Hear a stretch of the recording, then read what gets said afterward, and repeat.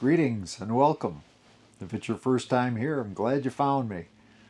If it's not your first time here, welcome back. I didn't have a post last week. I put a short up, but it was a kind of a repeat of the spring in Western North Carolina video, so I'm not sure that counts. Anyway, I missed the Sunday posting.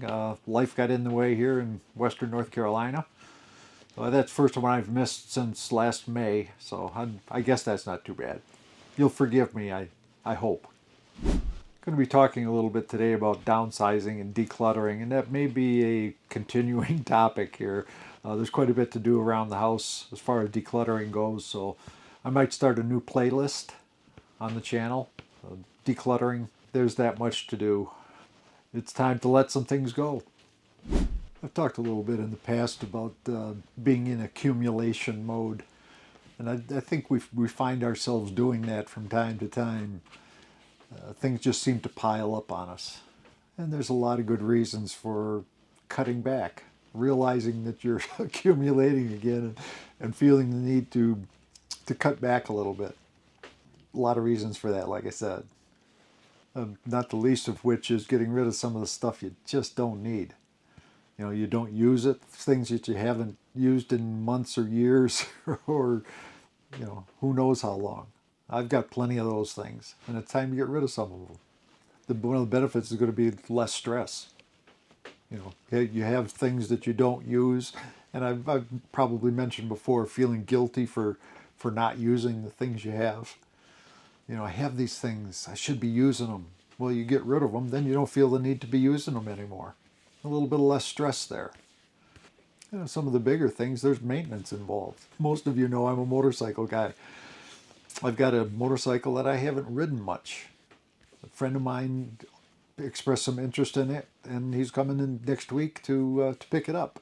So that's going to be a big thing off my shoulders, shall we say. And along with letting the motorcycle go is the maintenance.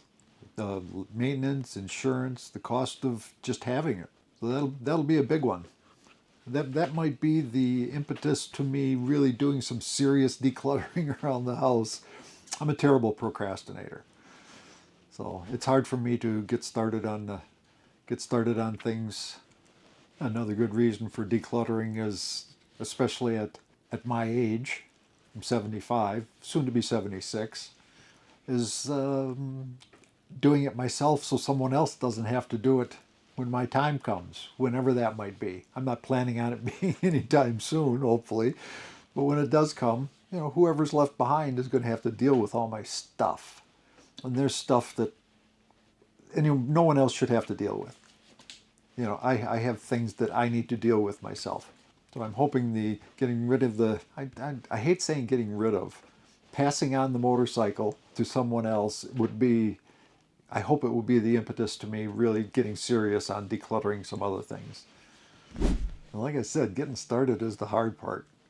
It's the hard part for me anyway. So I'm going to start simple. I'm going to start with the easy stuff. I've made the mistake in the past of starting with photographs. I can't start with photographs because I never make any progress. I travel down memory lane a little bit too much and never get anything done. So I'm not starting with photographs. I'll start with maybe clothes. I have clothes that I haven't worn in a long time, so I'm going to be getting rid of some of that stuff. Another thing is paperwork. I tend to file things that I really don't need.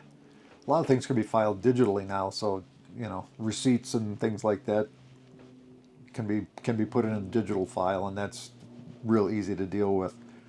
It's the physical decluttering that I'm going to be working on, not the digital decluttering. Although, as a side note, I just had one of my laptops factory reset, so had to start from scratch on that, and that was a beautiful thing. It runs super fast now, like it did when it was new, and it's decluttered. Maybe the laptop was the start of my decluttering. That's not a bad way to look at it, actually. I like that. Okay, I'm using that. I've already started my decluttering. The motorcycle will be the second thing. After that, then it'll be the clothes and paperwork. Yeah, I like that. If we're honest with ourselves, we probably don't need a lot of research and planning on decluttering.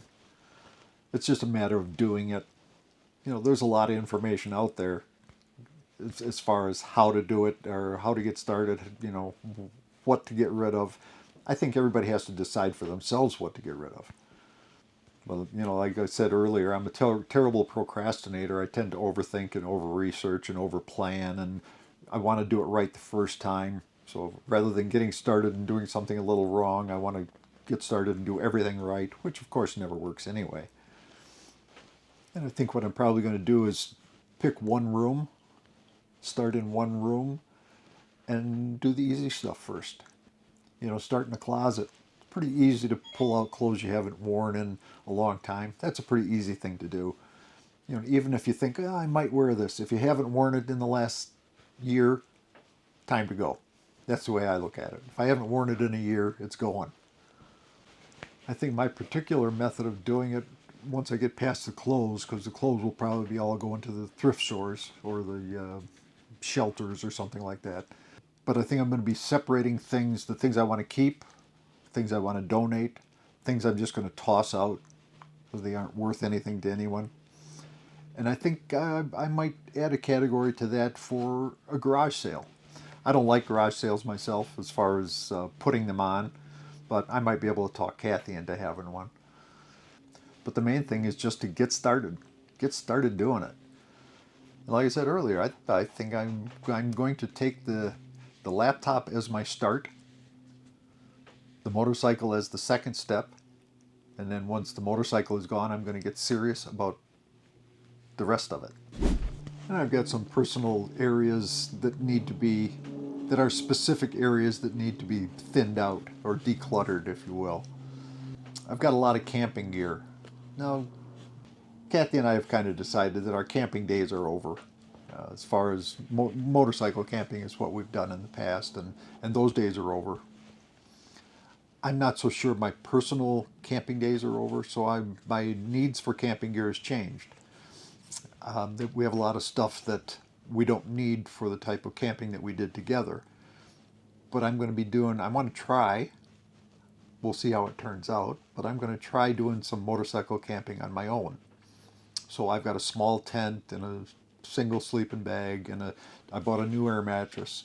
So while I'm decluttering some of the old stuff, I'm bringing in some new stuff that I think I will use. But a big start for us is the camping gear. And I've also got, this is kind of a funny one, I've got fishing gear. I haven't been fishing in years, but I love fishing gear. I used to fish a lot, and I always have it in my mind that I'm going to get back to fishing, and I just haven't done it. So when we sold our place in Wisconsin, I got rid of a whole bunch of fishing gear. All the trolling gear that I had, I sold. But I had a lot of casting gear as well, and I kept some of it and I left some of it, and I kept more than I need. I admit it. So we'll see about decluttering some of that. Pick out maybe a couple that I might use. I'm not ready to get rid of all of it yet because I'm just not ready to. So I'll be keeping some of my fishing gear, but maybe not as much as I have. And I might have mentioned before that I do stained glass work as well, and I don't do nearly the stained glass that I used to do. So some of that gear will, some of that supplies and things will be going as well. That's another area that I'm going to be working on personally. I used to make inserts for snowshoes when I lived up north in Michigan. I would make stained glass pieces. You've probably seen them. I'll put a picture up here somewhere. It was a snowshoe with the center piece with a stained glass panel in it of a scene of some sort. I've got a ton of snowshoes left. I'm not sure why I brought them down here to North Carolina, but I did. So I've got a lot of the empty frames, snowshoe frames, so I'm going to be getting rid of those because I'm probably not going to be doing snowshoe inserts anymore. So I'll be getting rid of those frames. And I've also got a bunch of electronics, cameras in particular. I've got a couple of drones. One drone I haven't used in probably a year and a half, so I'm going to try and get rid of that. I've got a digital projector that I've had, I haven't used that in years either. That's going. And I've got a couple of cameras, a couple of the early GoPros that I don't use anymore. I've got a couple of newer ones that I use, but the older ones I just don't use anymore because they don't do everything the new ones do. So I don't really need them. But somebody might be able to get some use out of them. So those are going to be going. So my electronics is going to be scaled down some as well. And I don't know about you, but for me, I keep things for nostalgic reasons. I'm emotionally attached to a lot of things.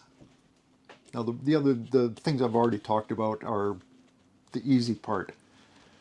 When it comes to the things that I'm attached to emotionally, for the time of my life that I had it, or some activity that it was attached to, or something like that, you have an emotional feeling for a thing, for the memories that it brings or something like that. Those are a little bit harder to get rid of. But I have to remind myself that the memory is the important part, not the thing. The thing, whatever it is just a trigger for the memory. So maybe I can take a picture. This is what I'm planning anyway. I'm planning on taking pictures of some of the things that I'm emotionally attached to bring the memory, and I don't have to have the physical thing itself. So I'm hoping that works. And I have to say, this channel that I started here back last May, almost coming up on a year actually, this channel has given me some of that. Putting into digital form some of the memories, some of the triggers for the memories. When I get feeling nostalgic, I'll bring up the video about the homesteading in the UP and watch that, and that brings back a whole ton of memories.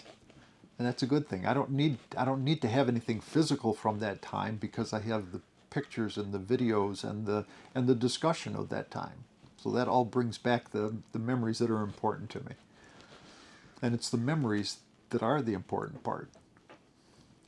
And being older, the decluttering has different emotional ramifications. Accepting the fact that you have to declutter, or the need to declutter, is for different reasons. Like I mentioned earlier, whoever has to deal with your stuff when you're gone. It's a nice thing to do for the people that are coming up behind you, picking up after you, if you will, if you look at it that way. I've got if something happened today, there'd be a lot of picking up after me, I'll tell you. Now, I'm not planning on that happening, but it's time to do something about that. I want to go through the stuff myself, make it easier on someone else, make it easier on Kathy, or make it easier on my family, whoever, or a stranger. Geez, God forbid a stranger had to go through my stuff. Although that might be easier, I don't know. But acknowledging the necessity of it at this age is different than decluttering when you're in your 30s or 40s or 50s. Of course, presumably you have less to declutter, but who knows? But I think one thing that's important is knowing that you don't have to get rid of everything. The things that are really important to you, you don't have to get rid of those. I don't have to get rid of the things that are really important to me. The hard part is deciding what's really important and what's not. My father-in-law had a rifle that he used for hunting. It was a beautiful rifle that he had promised to his son. And he kept saying, I should get this to him, now, I should get this to him now. But he really enjoyed that gun. He enjoyed that rifle. He enjoyed taking it out and just looking at it and that. And I told him, keep it. If you're still getting enjoyment from it, handling it and whatnot, keep it. Even if you don't use it for hunting, if it brings you some enjoyment just to take it out and look at it, keep it. There's no hurry to give it. So there will be things like that. And I don't think, to me, that's not a problem. The problem is treating everything like that. And everything is not like that. to be honest.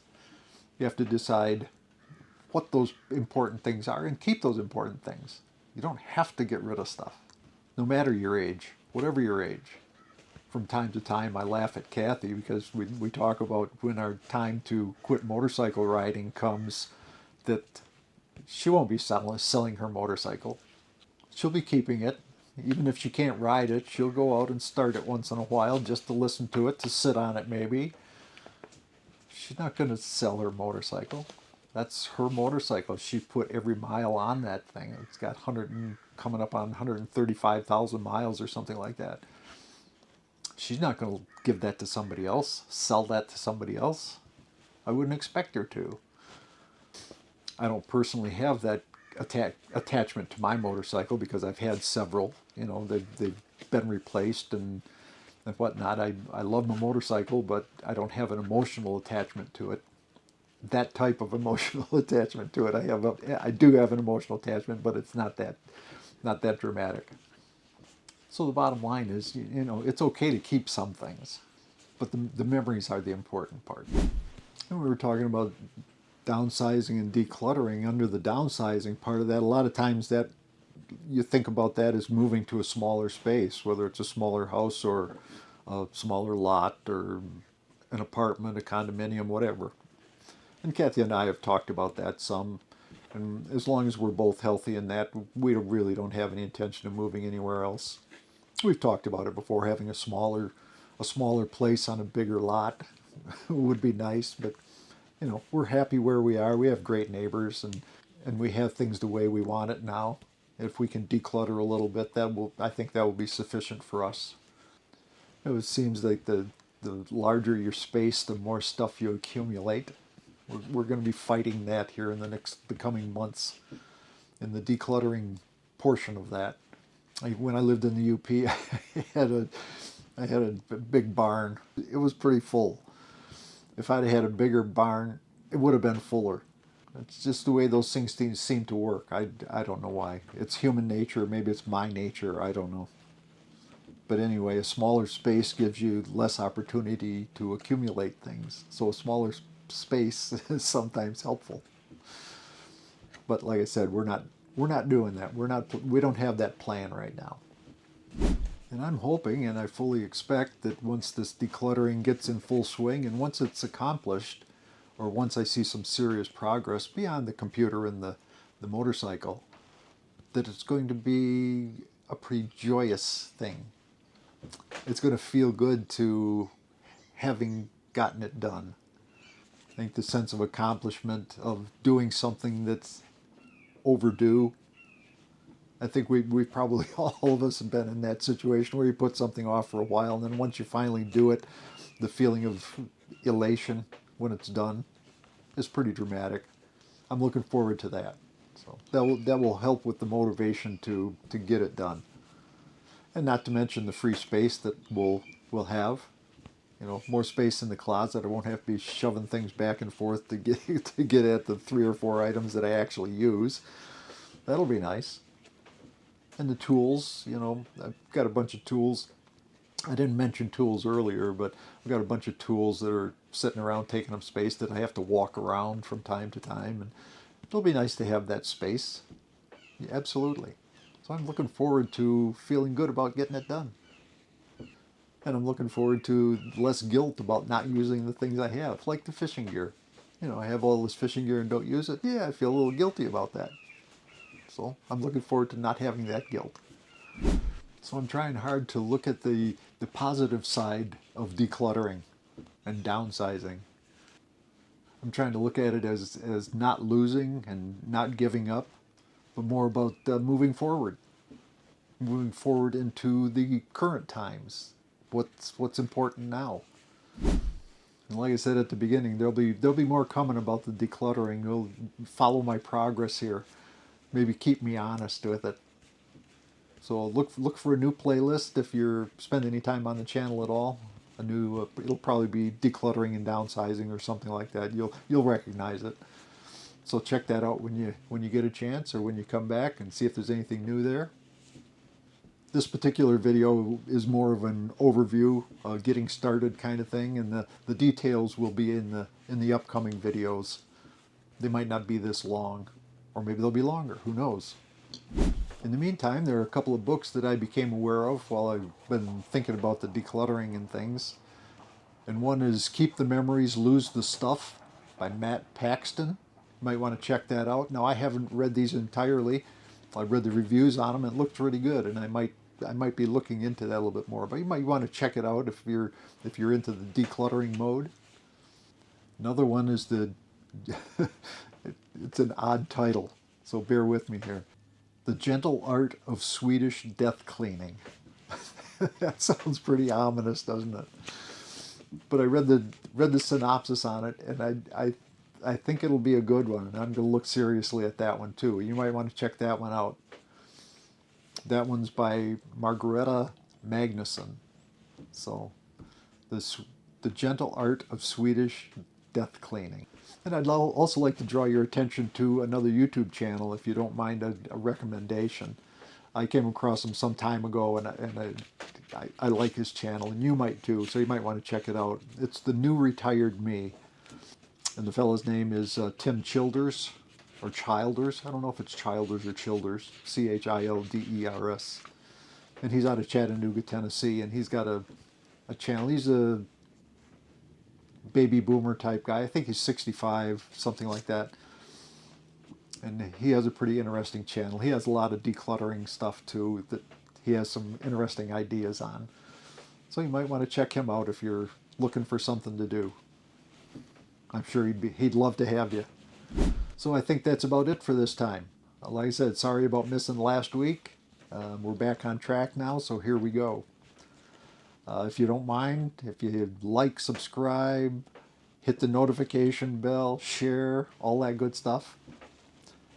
YouTube has kind of changed this algorithm, so the videos are not getting out in front of people. So if you can, anything you can do to get it in front of somebody that might find it interesting would be appreciated.